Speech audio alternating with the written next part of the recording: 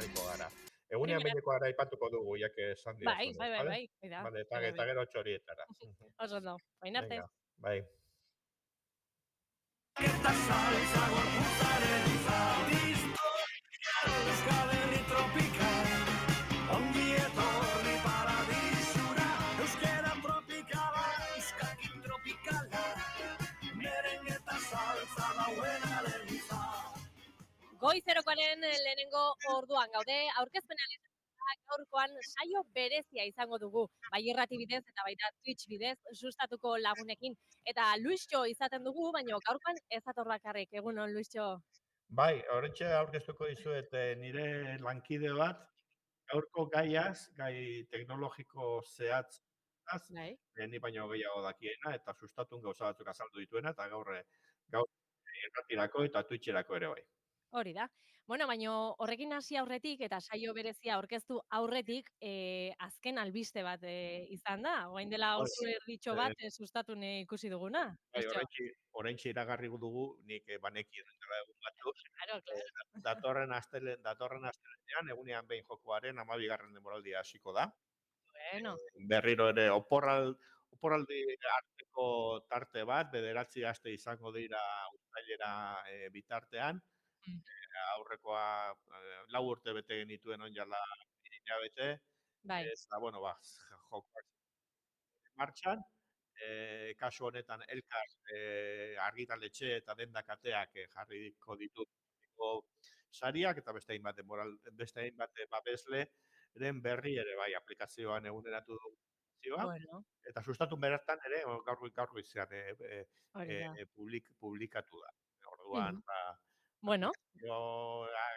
deuzuenok edo taldeak dituzuenok eta adi. Hori da. Sorta berriak, aplikazioan bertan ere aukera berriren bat ere bai, ez lehenengo, baina bai aurreragoa zen bitartean, eta, bueno, kontu batzuk egongo dira ikusten. Bueno, sakonduko dugu hurrengo astean. Hori da. Nobedade behitakoa datorrenean hitz egingo dugu honetan. Vale, primeran. Bueno, esan dugun bezalaxe, saio berezia, ze gaur panetzatoz bakarrik, eta, bueno, konta iguzu, aurkezpena egiten du, Luisjo. Aurkeztuko dut nire lankide Asier Sarasua, tarteka sustatu editatzen duena, eta azken asteetan bere 2 artikulu ere publikatu dira sustatun, bere jakintza alor bat delako ornitologoa dugu, eta txoriekin zerikusi duten aplikazioez eta jardun du sustatun, eta gaur hemen aurkeztuko dizkigu. Kaixo, Asier! Kaixo, egunon. Egunon, Asier. Bueno, ongi etorria. Bai, eskerrik asko. Bueno, konta iguzu pixka bat, aurreko saio batean aipatu genituen nola gainetikan aplikazio batzuk, baina gaurkoan 2 aplikazio ezberdinetan zentratuko gara, ezta? Bai, hori da. Bueno, pixkat, gaia zentratziarren, ez? Bai, noski. Nola aldatu da ornitologiaren kontua azkenengo urteetan, eta teknologiak eta aplikazioek eta nola aldatu duten mundu hori, ez? Orain dela 20 urte, ezinezko ziren kontu batzuk egiten ditugu gaur egun teknologiari esker. Eta horietako bi adar eta 2 aplikazio gehiago ere badaude, baina aurkeztuko ditugu gaur. Eta dira, alde batetik da, lehen txorizale ginenak eta mendira irtetzen ginenean egiten genuena zan, gure behaketak eta kuadernoetan apuntatu, gure blog txikia eta arkatzarekin apuntatzen genituen, eta hortxe gordetzen genuen 1992, eta gure ibilera guztiak eta behaketa guztiak antxe gordeta, ez? Eta hortxe ditugu danok dozenaka kuadernotxo gure behaketekin. Zer gertatu da azken urteetan, hori jakina, aplikazio bihurtu dira horrelakoak. Eta horrek, 2 alderdi ditu, ez? Alde batetik, norberarentzat oso erabilgarri dira, bloketan apuntatu beharrean, eta gero urtean maieran Exceletan apuntatu, eta gorde ze ikusi duzun, non ikusi duzun, eta horrelako kontu egin beharrean, hori guztia. Dana erraztu egin dute, ez da? Erraztu egiten dizu, aplikazioan esaten dizu, ze ikusi duzun, non ikusi duzun, eta beste 1000 aukera ere ematen dizkizu jakiteko zure inguruan, ikusi ez dituzun ze txori dabiltzan azken egunetan zure inguruan, zure lurraldean, edo non baitera baldin bazoa zan ze txori eta non ikusten diren, eta horretarako hainbat aplikazio daude, eta horietako bada eBird. Mundu mailako aplikazioetako bada Ibert, azkenengo apirileko datuak buruz nabil, baina uste dut zirela 2 milioi zerrenda igo dira apirilean munduan zehar, hau da, 2 milioi aldiz norbaitek apuntatu ditu hegaztiak non eta ze hegazti ikusi dituen, ez? Motintxa. Erakutsi guzu igual, Bai, hasier, ezta? Ze bai, hau, prestatuta etorri zara, uste dut. bai, ustez bai, ia teknologiak eta laguntzen digun, A ver. baina bai, Beraz, ja, aplikazio hori ikusiko dugu, ezta? saietuko naiz behintzat. Irratirako deskribatu nahiko dugu pixka. Hori da. Hori da. Orain partekatzen ari naiz, ondo ikusten duzuen, zuek, Bai, ikusten primeran, duzue, ja. bai. Bai. Bueno, hau da Ibert aplikazioa, ikusten duzuen euskaratuta dago, itxasenara talde ornitologikoko, elkarte ornitologikoko kide naiz, eta beste lagun batzuekin batera euskaratu egin dugu, bai Ibert webgunea bera, eta bai Ibert aplikazioa. Hau da Cornell laborategiaren Estatu Batuetako unibertsitate baten tresna da, Bai. baina euren helburua beti izan da asko edatzea mundu mailan eurentzat ere ona da, ez? Datuak lortzen dituztelako munduko txoko guztietan. Hori Eta da. hizkuntza aldetik ere, uste dut euskara izan zela, ez dakit, 12. edo 13. hizkuntza aplikazio honek eta webgune honek onartu zuena, gero gehiago ere etorri dira, eta euren helburua horixe da, ez? Hizkuntza desberdinetan izatea. Bai. Eta Ibert, webguneak eta beste 1000 gauza ditu, eta orain ezin gara xehetasun guztietan sartu. Baina aplikazioa, nahiko simplea da. Azken batean zu sartze zara, esaten diozu, bertan momentuan mendian baldin zaude, berak, hasi zerrenda botoia klikatuko genuke, eta orduan erakusten dizu, zu zauden toki horren, GPS bitartez, badaki zure inguruan zeintzu diren normalean ikusten diren hegaztiak. Basatea, murgila handia, pagausoa, usapalturkiarra, kukua, Zerrenda moduan agertzen dira. zerrenda bat azaltzen zaizu, eta hor zu ikusi ala, goian ikusten duzu, nola segunduak eta igotzen diren, eta kilometroak ere bai, berak gordetzen du zure ibilbidea, GPS-aren bitartez, eta ibilbide horretan, ikusi dituzun, 3 basate ikusi ditut, eta pagauso bat, eta bilaketa bat egin dezaket, eta 5 txantxangorri ikusi ditut. Apuntatzen noa, eta amaieran lortzen duzu horrelako zerrenda bat, eta bukatzen duzunean ibilbidea amaitu, eta esaten dizu ja, bale, azkar egin dut, eta orduan datu batzuk eta falta dira, baina ulertu dezazuen, azken baten da, zuk, mendian zehar ordu betean, ordu erdian, zure ibilbidean, eta ez mendian bakarrik, baita hirigunetan ere, parketan izan daiteke, edo dozein tokitan. Ero kostaldeko pasiada bat egiten ari Zarautz eta Getari artean. Ikusi dituzun guztia jordatzen ditu, eta hau bidaltzen duzu zure gora, kargatzen duzu gora.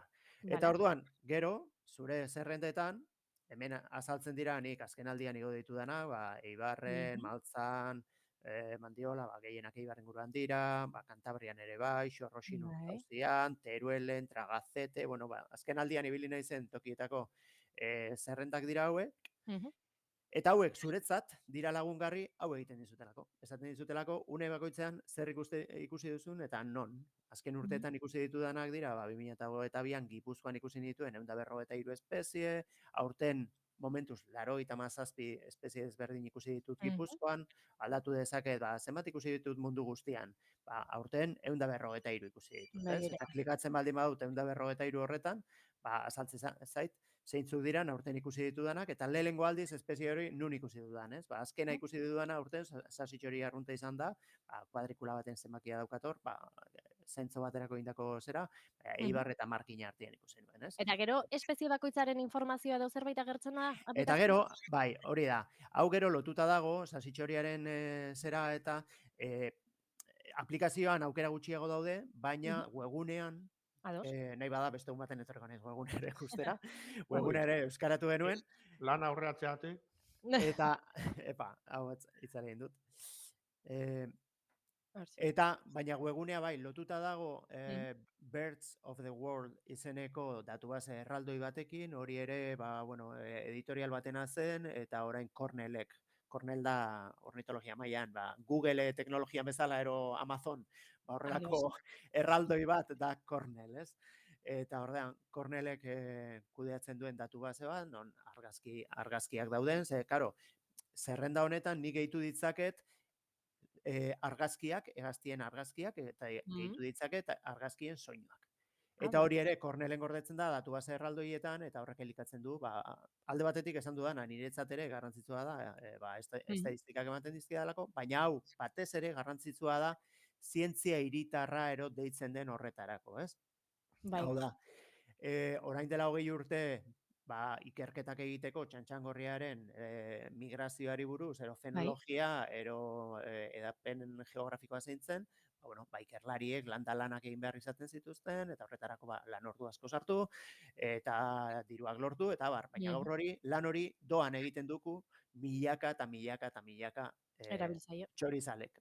Bueno, baina hau aditu xamarra izan beharra honetan, ez da, batez ere, ez da, zuk identifikatzen dituzu pertsonalki, antzandobia edo murgila den, besteok, Hori esan dizuen, bai. Bai, baina tira, 10 identifikatzen dituenak, 10 identifikatzen ditu. Beste gauza bada, ja, identifikatzen ez dituzunak, botatzen baldin badituzu, uste dut hau dala, ez? Bai.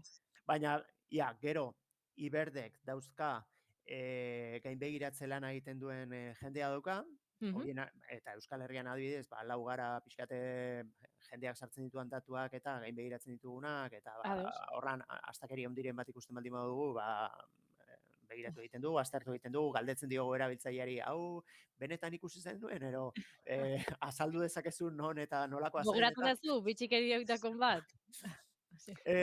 Normalean izaten dira, gauza txikiak izaten dira, ubarroi espeziak nahaztu direla, edo antzar espeziak nahaztu direla, batzuetan argazkia dago eta argazkian garbi ikusten da, identifikatu, bai, hori da. Askotan, astakeri handienak eta izaten dira, normalean, kanpotik etorritako jendeak, ez du bertako fauna ezagutzen, eta nahazten ditu behar bada, bere lurraldeko espezie batzuekin, eta zoko badakizu ezin dela izan, ero oso arraro izango litzatekeela.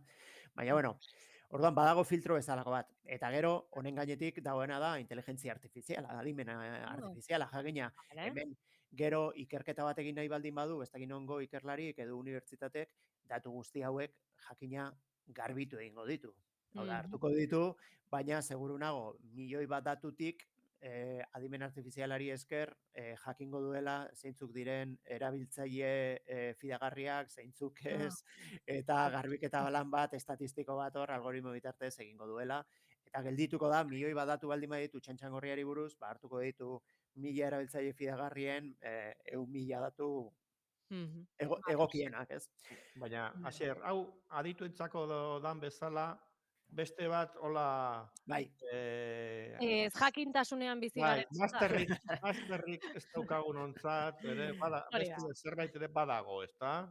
Bai, hau politagoa da behar bada, eta txorizaletasun, hau da, txoripeaketak egitera joan nahi ez duen arentzat ere, etxeko lehioan jarrita dagoen bitartean, kafetxo bat hartzen, ero gozaltzen, gaur lehioa zabalik, eta kantutxo bat entzuten duela lehiotik, eta ze txori da. Bueno, horretan laguntzen digu Merlin aplikazioak. Beste bat ere badago antzekoa BERTnet izenekoa. Biek ere nik uste dut antzeko teknologia darabiltela, eta bestea garapenez uste dut Europarra dela, baina orain hori ere Cornellek hartu du, eta Merlin hau ere Cornellena da, erraldoi horrena. Eta honek egiten duena da, txoriak identifikatu. Hau da, eman ditzaiokegu, bi egiten ditu, eta hori Googleek ere badauka. Googleek ere ematen diozu argazki bat, eta Googleek esaten dizu argazki hori gutxi gora bera zer den, ez? Ematen diozu batzuetan landare bat eta esaten dizu, hau da, Cardamine pratensis. Honek berdin egiten du hegaztiekin. Gehitu dezakezu argazki bat, eta argazki hori zer den esaten dizu, eta egiten duena baita ere da, eta hor zentratuko nahiz, da soinuak identifikatu. Hau da, argazki baten ez dugu harrapatzen. Eta hori da, argazki bat ateratzea eta zaila da, baina hau, esan dudana, balkoian kafea hartzen. Baina soinuaren oso polita da, batez ere oso gutxi dakien jendearentzat, nik uste dut pixkat begira zabaltzen diola, eta adierazten diola, nik etxeko patioan bertan, Hau entzuten du. lau edo bost espezie entzuten ditu, ez nekien existitze zirenik ere. Bai, Igual ez dakit txoriaren izena ere, txinbo kaskabeltza, ez dakit zer den. Baina, kontxo, nire patioan kantatzen du egunero goizeko 7:00 ez? Mhm. Bueno, orduan, hau ez dut martxan jarriko, orain ez daukagulako txoririk ez, baina azken baten honek egiten duena da, martxan jartzen dute zera, grabazioa, eta orduan hasten da grabatzen. Une honetan ez du ezer grabatuko, eta baina, bueno, erakutzeko dizuet adibidez, nik Vale. lehen esan dudana, ibilerak mendian eta behaketak kontatzen dituzula, hau berdina da. Mendian zabiltzala, martxan jartzen duzu grabagailua, berak grabatzen dizu, eta esaten dizu, unean zein ari den kantatzen. Eta nik hemen adibidez, ikusten duzu egoian, maiatzaren 6-an, goizeko 10:00 eta 35-ean, Bai. egin nuen Eibarren ibilbide bat, horra saltzen da zenbat minutukoa da, 4 minutu 45, eta ibilbide horretan, txori guzti hauek agertu ziren kantuan. Bai. Esan behar da, fidagarritasuna ez dela 100%. Hauek proposamenak direla. Hau da, esaten badizu ikusi duzula hemen ez dakiz espezie, ezin iztu 100%, Ados. konfunditu daiteke, batez Baina ere, hor esaten dituenak Euskal Herriko txoriak dira, ezta? baina hori da, Bai, berak, txipitza ikusten dugu, kukua, bai. hori da, hemen aplikazioa ez dago euskaratuta, ea lortzen dugun euskaratzerik, baina izenak behintzat bai lortu dugu euskaraz erakustea. Eta orduan, datu baseak ja badakizu Euskal Herrian zaudela, badaki hemengo txori ohikoenak zeintzu diren, eta hemengo txori batek eta Asiako txori batek oso antzera kantatzen baldin bai dute, berak ez dizu proposatzen Asiako hori, ez? Ados. Proposatuko dizu Hor, Euskal Herrikoa. Eta orduan, nahiko fidagarria da bai. Barkatu galdera, Sier. Bai. Zure grabaketa horretan, txinbo kaskabeltzan identifikatu Bai. duzu baita ere. Bai. Badaukat klikatzerik gehiago jakiteko txinbo kaskabeltza zer den, informazioa esaten dit, edo... Uste dut konfiguragarria dela, niri orain ez zait azaltzen, baina badago moduren bat hori konfiguratzeko, bai. Aha, Bai. Bueno. vale. Bueno, Eta gaina niri ez zait azaltzen, baina normalean, hori konfigurazio konturen badaukate ikutzeko, hemen zozoa arrunta txantxangorria zerrenda horren ezkerretara txoritxo bat Bai. azaltzen den tokian, Argazkia. ondo konfiguratuta horia, argazkiak azaltzen dira eta erakusten dizu Vale. txori hori zein dan. Ez dut Mhm. lortu niko horrela konfiguratzeri, baina normalean hori gertatzen da bai.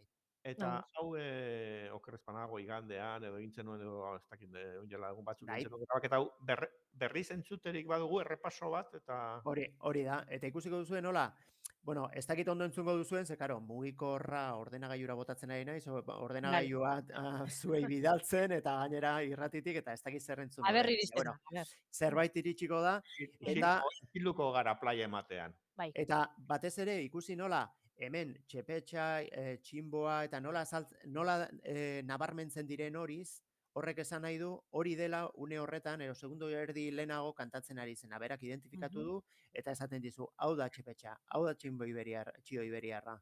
Bai? Ados. Ea zerbait entzuten duzuen, atzean kuku bat entzuten da adibidez. Hau txepetxa da.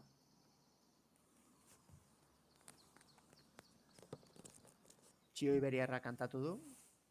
Zozo arrunta ere. Hauxe txioa. Eta txepetxa gainetik. Eta ikusi duzu erregetxo bekain zuria eta zozo arrunta ere hori jarri direla. Bai. Bajo entzuten dugu baso baten, ez? Bai, baina nahiko ondo. Grabaketa dalako, ezta?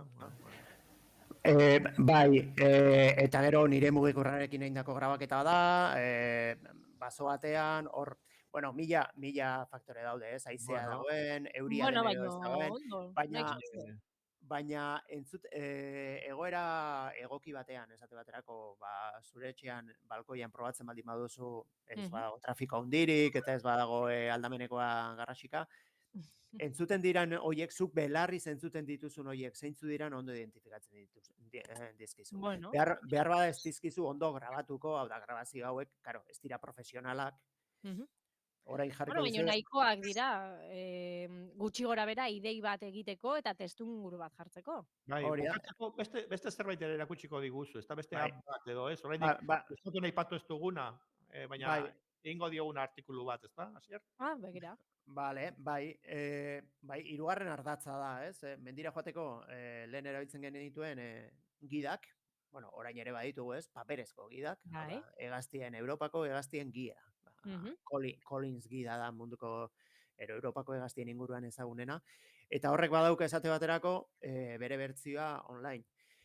Nik uste dut txorien munduan sartu nahi duenak derrigorrezkoa daukala paperezko gida bat, eskuartean hartu eta orrialdeak pasatu eta hau honen antzekoa da eta hori begiratzea ezinbestekoa da. Baina aplikazio bat izatea non bilatzen duzun hau ez dago euskeraz. Hau, uste dut gaztelaniaz konfiguratu daitekela, baina nik inglesez daukat eta izenak hor kargolet katalanez dauzkat. Katalanezko izenak ikasten joateko. Begira. Eta orduan honek esaten dizuna da Hori txepetxa da? Hau txepetxa da, esate baterako, bai. Hori da. Eta honek, erakusten dizu txepetxaren argazkia, txepetx nolakoa den, eta kantuak ere bai. Orduan, lotzen dut aurrekoarekin, ez? Mendira zoaz, apuntatzen duzu, entzuten duzu, entzundakoa, Merlinekin grabatzen duzu, identifikatzen dizu txepetxa dela, eta honek esaten dizu, bai, hau txepetxa da, entzun daiteke? non bizi den, eta kantua lehen entzun dugu gutxi gora bera, baina hau.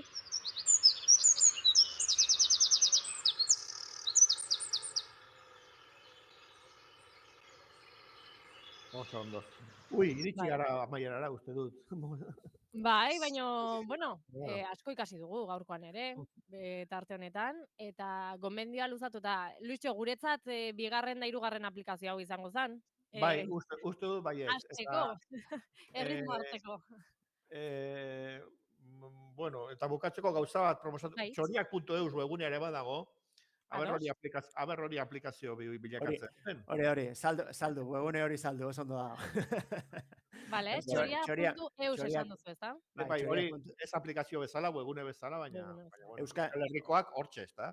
Hori da, hor daude Euskal Herriko hegazti nagusiak, eta batez ere daude batuta hegazti bakoitzak Euskal Herrian dituen izen guztiak. Pero izen desberdinak, eskualdez eskualde, txonta deitzen da txontatoki batzuetan, baina neguta beste batzuetan, pinpina, txintxina, eta beste inbat izen ditu, ez? Eta berdin zapelatza da bendua, ero saserri, eta horiek daude batuta, eta hegazti guztien argazkia dago, bideoa eta audioa. Eta hori ere nik uste du lagungarri dela hasten da bilen jendearen zat, ez? Euskal Herriko hegaztia zeintzu dira, nola kantatzen dute, nolakoa dira. Bai. Urrengo saio batean, Luisio, agian azterketa egin dezakegu. Guri. Bai, guri, aber zerbait ikasi dugun, edo... Zuri. Vale, ados. Oso, no, mila esker aurkezpenagatik, Asier, Luisio. Ez da ezer, gustora. Bai, nahi dezun arte, Bai. Dana betetzen du, bere barriketarekin eta jakintzarekin, eta nik ez ere jamezurik ez. Bueno, principios konbokatuta urrengo asterako, urrengo ostegunerako, berriro Luisio Fernández eta sustatu hemen. Bai, noski. Mila esker eta ondo izan. Bai, agur. Agur.